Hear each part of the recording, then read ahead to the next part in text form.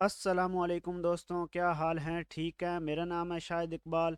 आप देख रहे हैं मेरा यूट्यूब चैनल नवाब एकेडमी। तो मैं आज हाजिर हूँ CSS के 16 ट्यूटोरियल के साथ, जहाँ पर आज हम पढ़ने जा रहे हैं विड्थ, मिनिमम विड्थ और मैक्सिमम विड्थ प्रॉपर्टीज़। तो चलिए शुरू करते हैं।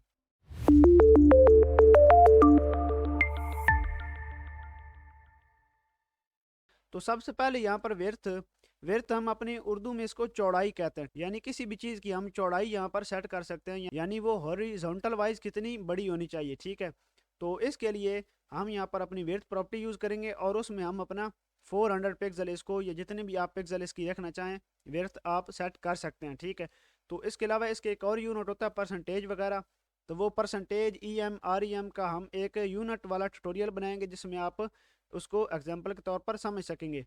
तो फिलहाल हम इसको पिक्सल में यूज़ करेंगे।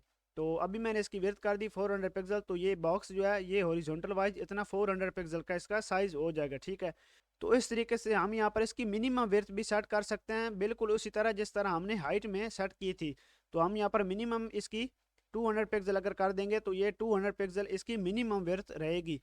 तो बिल्कुल इसी तरह हम यहाँ पर मैक्सिमम विड्थ भी इसकी सेट कर सकते हैं, यानी 600 पिक्सल। अब ये 600 पिक्सल से ऊपर नहीं जाएगी। ठीक है। यानी इसकी मैक्सिमम विड्थ जो है वो 600 पिक्सल हो जाएगी। ठीक है। तो ये हमने पिछले हाइट वाले ट्यूटोरियल्स में भी मिन और मैक्स को अच्छे तरीके से कवर किया था। तो चलिए प्रैक्टिकल करके देखते हैं। तो यहाँ पर मैंने अपना डॉक्यूमेंट ओपन कर लिया। तो सबसे पहले मैं यहाँ पर इस बॉक्स को स्टाइल दे देता हूँ, जैसे कि डॉट बॉक्स। और सबसे पहले मैं यहाँ पर इसकी विड्थ सेट करता हूँ। मैं इसकी कर दूंगा 400 पिक्सल। ठीक है। और हाइट भी मैं इसकी 400 पिक्सल ही कर देता हूँ। और इसको एक बैकग्राउंड कलर दे देता हूँ ताकि ये हमें नज़र आ सके। ठीक है, ऑरेंज।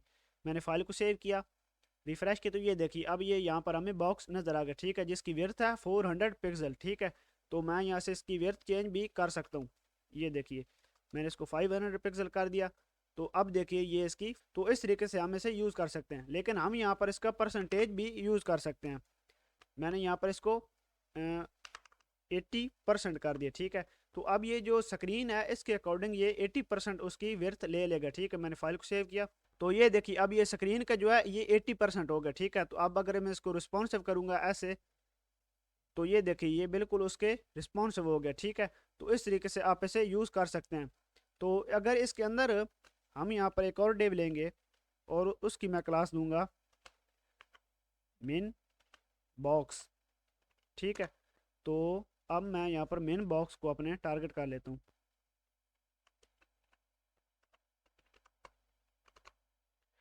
और इसकी मैं वेट्स कर देता हूँ 60%। ठीक है। और इसको कलर भी मैं एक दे देता हूँ BG। और कलर मैंने ये कर दिया। मैंने फाइल को सेव किया। तो ये देखिए अच्छा ये यहाँ पर, अच्छा मैं इसको यहाँ पर हाइट दे देता हूँ। हाइट मैंने इसको कर दिया 400 पिक्सल ही हाइट भी। ठीक है। मैंने फाइल को सेव किया, रिफ्रेश किया, तो ये देखिए अब ये जो इसका पेरेंट है उसकी यह है 80% वर्थ। ठीक है। लेकिन हमने यहाँ पर उसका जो चाइल्ड है उसको हमने इसकी कर दिया 60%, यानी ये अब अपने डिव के अकॉर्डिंग काम करेगा। ठीक है। अगर मैं इसको 100% करूँगा तो ये अपना पूरा डिव की विर्थ ले लेगा, यानी अपने पूरे पेरेंट की। यानी अगर जो चाइल्ड होता है वो अपने पेरेंट की विर्थ के अकॉर्डिंग वर्क करता है। ठीक है। ये बात आपने याद रखनी है।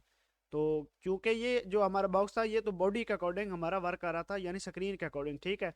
तो ये परसेंटेज वाला यूनिट EM REM ये आगे हम डिस्कस करेंगे। तो अब हम इसकी देखते हैं मिनिमम और मैक्सिमम विर्थ। मैं यहाँ पर पहले इसको हटा देता हूँ और विर्थ में इसकी 400 पिक्सल कर देता हूँ, 400 पिक्सल। और यहाँ पर इसको मैं चाइल्ड के भी इसके हटा देता हूँ। ठीक है। तो ये देखिए अब ये ऐसे हो गए। ठीक है। तो अब हम यहाँ पर मिनिमम विड्थ अपनी यूज़ करते हैं। मैं इसको पहले हटा देता हूँ और मिनिमम विड्थ हम कर देंगे इसकी 200 पिक्सल। ठीक है। और इसके साथ ही मैं मैक्सिमम भी इसे यूज़ कर लेता हूँ। मैक्सिमम कर देते हैं हम 600 पिक्सल। ठीक है। तो इसके अंदर मैं थोड़ा सा अपना कंटेंट रख लेता हूँ, लॉरेम और ऐसे। ठीक है। मैंने फाइल को सेव किया, रिफ्रेश किया, तो ये देखिए। तो इसके लिए मैं यहाँ पर इसकी हाइट भी यहाँ से हटा देता हूँ। तो ये देखिए। ठीक है। अब ये यहाँ पर ऐसे आ गया। तो मैं यहाँ पर एग्जांपल के लिए एक इमेज भी ऐड कर लेता हूँ, इमेजेस और small.png। और इसको मैं थोड़ा सा ऐसे वापस ऐसे, ठीक है। मैंने फाइल को सेव किया, रिफ्रेश किया, तो ये देखिए अब ये इमेज यहाँ पर आ गई और ये नीचे हमारा आ गया, ठीक है। तो इमेज, अच्छा इमेज को भी हमें यहाँ पर विड्थ 100% देनी पड़ेगी, ठीक है, ताकि वो अपने पेरेंट जो है उसकी 100% विड्थ में फिट आ जाए, ठीक है। मैंने फाइल को सेव किया, रिफ्रेश की, तो ये देखिए अब ये 100% इसमें फिट हो गई, ठीक है। तो अब मिनिमम जो है वो उसकी 200 है, ठीक है, मिनिमम हम 300 कर लेते हैं और मैक्सिमम हमारी 600 है, ठीक है। तो मैं इसको थोड़ा सा जूम कर लेता हूँ। तो अब देखिएगा मैं अगर इसे रिस्पॉन्सिव करूँगा तो ये देखिए अब ये जब भी 300 पर पहुँचेगा तो ये रुक जाएगा, ठीक है। मैं थोड़ी सी इसे और इंक्रीज कर लेता हूँ, 400 पिक्सल। तो अब देखिएगा अब जैसे ये 400 पर पहुँचेगा तो ये देखिए ये कटना शुरू हो गया, ठीक है, क्योंकि हमने यहाँ पर मिनिमम इसकी 400 दी हुई है और मैक्सिमम 600, ठीक है। तो अगर मैं यहाँ पर इसको इंक्रीज कर दूँ, मैं कर दूँ 800 पिक्सल, तो ये अब यहाँ हो गया, ठीक है, यानी मैक्सिमम इसकी अब 800 हो गई है।